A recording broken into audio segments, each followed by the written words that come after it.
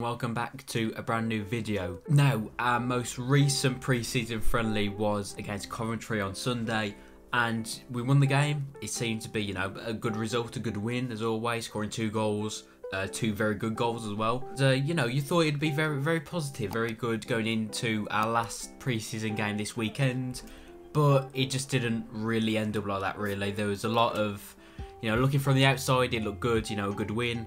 But looking more into it and watching the game even more, there's a few concerns here and there, and one of the biggest concerns is transfers and players that we're bringing in. I think so far the players that we have brought in, the 3 new players we brought in, including Rainer Nori as well, who was here last season as well. I think the 4 signings we brought in so far, I've been happy with. They've been really good, and no complaints about them so far. I think there's still a long way to go, and that Coventry game just completely proved it as well. In hindsight, it's a bit strange that we played literally 2 games within 24 hours, and I understand that Bruno probably wants to get his team ready and fully fit and getting used to playing games like that, and I can understand it, but also it's kind of probably wasn't the smartest idea. Maybe leave it 48 hours, however long, maybe a little bit longer than that. There's a lot of injuries. Mosquera went off, Hugo Bueno came on, then went off, I think, and there was, I think, another one maybe, I don't know, and Bolly's also already got injured this pre-season as well. So and it just shows as well that we haven't got the biggest squad in the world at all. Yeah, that's pretty much the main concern that we've got at the moment, and the main concern I've got as well as a Wolves fan, because I think the minimum we need is 2 more signings this transfer window. I think that's the absolute minimum. 3, 4 would be good, and then anything other than that would be very nice. But I think a defender, a centre back, and a midfield, any sort of midfielder really would be perfect. I think they're the 2 main options we need, and then after that it's probably a striker and a winger as well, or someone who can play as a striker and a winger as well. After that, but the 2 main ones, midfielder and definitely a centre back as well. We have a lot of good defenders, but we don't have one, standout mainstay, really good all or nothing defender, and I think that's what we really need. We need a big signing in that defence, because if it's going how it is and we play 3 at the back, we could be going into the season yet again with Cody, with Bolly and Sace as our back 3, which I'm not. Well, it probably wouldn't be Bolly actually, because Bolly's injured. But again, still going into the season with Sace and Cody as well as in the back 3, wouldn't fill me with the most confidence at all. And again, a midfielder as well. Again, we could go into the season playing 2 in midfield with Matinho and Neves again. And you know what? I've been impressed with both Matinho and Neves this pre-season. They've both been good, but again, we can't carry on with them in that midfield. It's just a bit too slow, and it's just a bit too passive really, and not very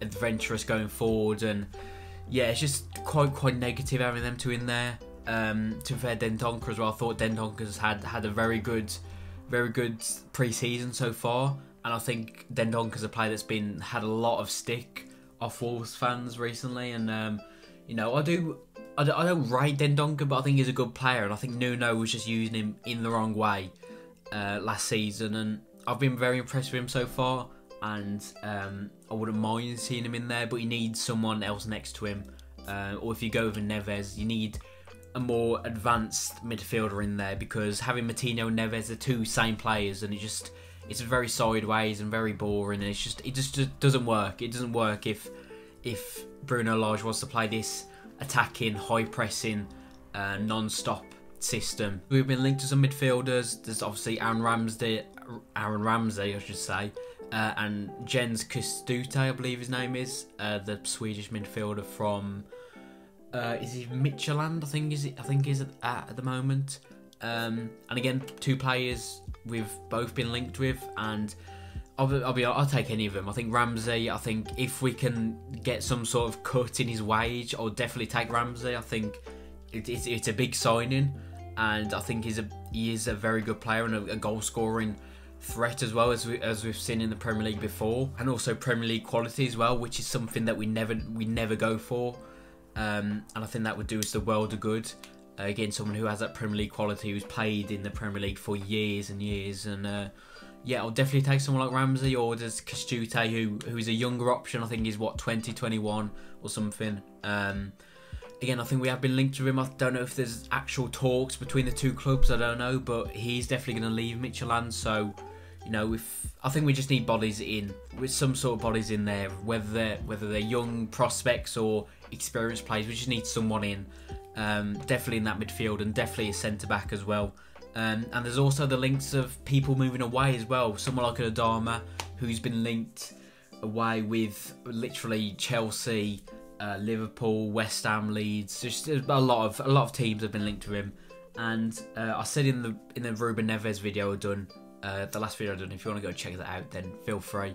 But I said Adama is a player that he's someone you can't lose. And he's just proved within the last couple of pre-season games. He's proved how good and how important he is to the system we play. And at points he was our only outlet. And he was a player that was dragging us up the pitch. And of course he's frustrating, he's going to be. But attacking players are like that. A lot of wingers are like that. A lot of number 10s are like that. They're very frustrating because they're forward thinking. They're not a Neves or a Martino who play simple passes. They want to be a bit more risky and play these more risky balls that, 5 times out of 10 don't come off, but the other 5 times it will come off and it will lead to a goal and them getting an assist. And, of course he's frustrating. I get really frustrated with him. And, he is very annoying, but again, he can win your games on his own, and he's just unplayable when he's on it. And, he's been linked with bids of like 30, 35 million, which, I said in the last video, the Ruben Neves video, I wouldn't sell Neves for anything less than 50 million. And I think Adama Traore is more important to us than Neves is. So I wouldn't take anything under 50 million. And no team's going to pay that much because last season he got a couple of goals, a couple of assists, nothing outstanding. So no one's going to pay that much for him. So, I'm still confident we can keep Adama, and I really hope we do, because like I say, he's so important to us. So I'm confident we can, because I just don't think anyone would pay over 50 million for him. There's also someone like Rafa Mir as well, who, he looks like he's going to leave. I don't think he really wants to sign a new contract here. Obviously for me, I would have loved to have seen him as like second, third choice striker, because, last season on loan at Huesca, he was, fighting relegation the whole season. He was brilliant, scoring. Some of the goals he scored were unbelievable, and getting 13, 14 goals in a relegation team, just shows how good he really is.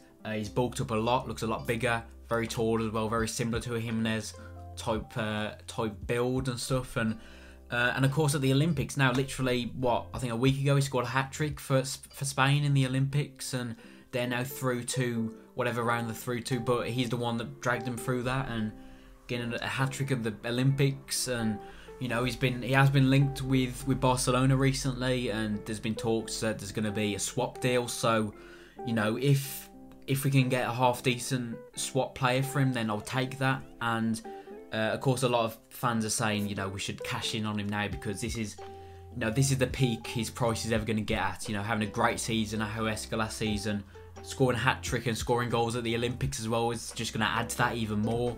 So this is probably the only time we're going to get a 15, 20 million pounds for him, and I can definitely see that, and that's probably why I'm leaning more towards selling. But again, I'd love to see him in a Wolves shirt. But if he doesn't want to be there, then that's fair enough. And getting a good price for him as well, and hopefully getting a good swap deal for him would, getting a good swap deal, whether it is a defender or a midfielder for him, would be a very good deal at the end of the day for everyone involved. Not worrying about the whole transfer window stuff, because we've seen before, Fosun are very secretive, like we saw with the Trincao deal. Like, he wasn't linked at all, like no links whatsoever.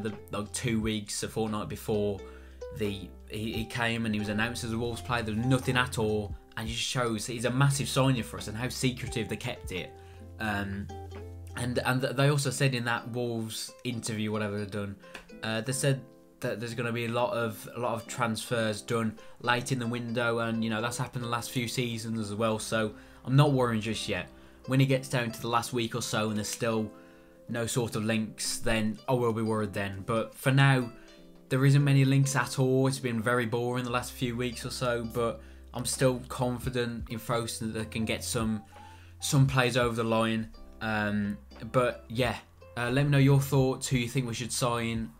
What positions we should look at most likely. But yeah, that's pretty much it. Thank you all for watching. Make sure you follow my Instagram and my Twitter. They're down below in the description, so go follow them.